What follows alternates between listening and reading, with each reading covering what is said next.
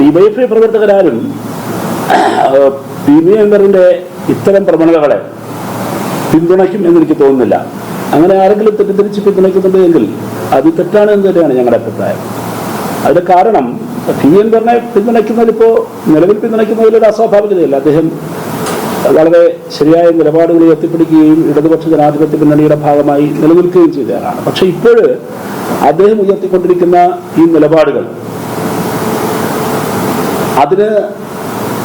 അത് ആരെയാണ് സഹായിക്കുന്നത്, ആർക്കാണ് എതിര് എന്നറിയാൻ നാസവരെയൊന്നും പോണ്ട.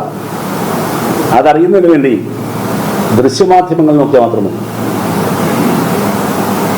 ഞാനിപ്പോൾ ഇവിടെ ഇരുന്ന് കേരളത്തിലെ ഏറ്റവും വലിയ ന്യൂസ് വാല്യൂവായി എനിക്ക് മാറാൻ എൻ്റെ ഈ വാർത്താ സമ്മേളനം നിങ്ങൾ പൂർണ്ണ സമയം കൊടുക്കാൻ നിസ്സാരമായൊരു കാര്യം ചെയ്തപ്പോൾ എന്താ അത്? ഈ ഗവൺമെന്റിനെയോ പാർട്ടിയെയോ ഞാൻ തള്ളിപ്പറഞ്ഞാൽ ഞാൻ ഈ നിമിഷം മുതൽ നിങ്ങൾക്ക് വിശുദ്ധനാകും. 140 MLA-മാരിൽ ഏറ്റവും അധികം ആക്രമിക്കപ്പെട്ട ആളായിരുന്നു, മാധ്യമങ്ങൾ വേട്ടയാടിയ ആളായിരുന്നു ശ്രീ പി.വി. അൻവർ.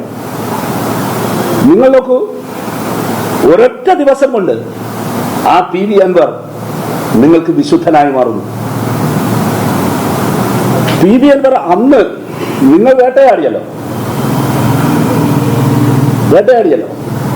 ആ പി.വി. അൻവറിനെ നിങ്ങൾ ഇന്ന് വലിയ മീഡിയ സ്പേസ് കൊടുക്കുന്നു. അപ്പോൾ ഇത് കേരളത്തിന് വളരെ കൃത്യമായ ഒരു ദൃഷ്ടാന്തമാണ്, ഉദാഹരണമാണ്. പി.വി. അൻവർ പറയുന്നത് പാർട്ടിക്കാണ് കൊള്ളുന്നതെന്നും പി.വി. അൻവർ പറയുന്നത് കേരളത്തിലെ കമ്മ്യൂണിസ്റ്റ് പാർട്ടിയെ കല്ലെറിയുന്നതിന് എതിരാളികളുടെ കയ്യിലെ ആയുധമാണ് എന്നതും വ്യക്തമാക്കുന്നതാണ് മാധ്യമങ്ങൾ കൊടുക്കുന്ന കവറേജ്. ഇത് ബഹുമാനപ്പെട്ട പി.വി. അൻവർ മനസ്സിലാക്കുമെന്നാണ് ഞാൻ കരുതുന്നത്.